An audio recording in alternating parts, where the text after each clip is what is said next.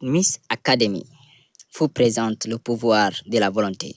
J'écoute d'habitude des jeunes se plaignent de leur situation. Mon frère, sache d'abord qui tu es avant de rester pleureux.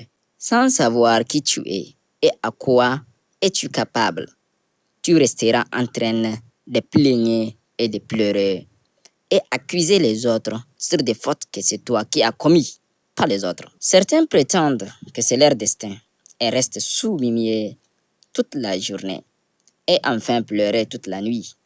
En s'attendant, des miracles viendront tomber et changer leur situation. Ils ne font rien eux-mêmes pour changer leur situation. Il n'est jamais question de destin, mais une question de volonté et de la réalisation. Tu veux que quelque chose de miracle tombe pour toi? Qu'est-ce que tu as jeté à ton tour comme miracle pour qu'il tombe du ciel? Certains se lamentent que c'est leur pays qui a fait tout ça. Oh, c'est mon pays, ce pays ne nous a rien fait. Alors, à ton tour, qu'est-ce que tu as fait pour ces pays comme réalisation? Pour recevoir ce que tu n'as jamais reçu, tu dois fournir des efforts que tu n'as jamais aussi fournis. Sache qu'un miracle est une valeur qui doit être échangée contre une autre valeur. Si tu veux recevoir, il faut aussi donner. Un dicton dit, pour recevoir ce que tu n'as jamais reçu, tu dois fournir des efforts que tu n'as jamais aussi fournis. Demande tout simplement, qu'est-ce que les riches ont fait pour qu'ils méritent d'être, pourquoi pas toi? La réponse à cette question te dira que tu n'as rien fait pour mériter le statut de riche. Alors, celui qui n'a pas travaillé n'a pas droit au salaire. Réfléchis-toi. Tu as aussi un cerveau égal à celui des riches, mais tu n'as jamais pensé comme les riches. Tu es simplement faible et tu ne sais pas que tu es fort intérieurement. Tu n'as pas simplement pensé comme les riches. Rapproche d'eux et demande-le comment ils pensent. Tu sauras qu'ils ne pensent jamais comme toi.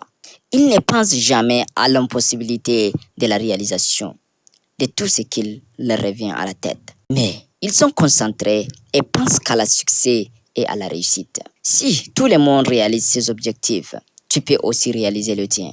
Sache que tout rêve devient réalité, mais avec de la volonté, de l'envie, de soif de la réussite et de la persévérance.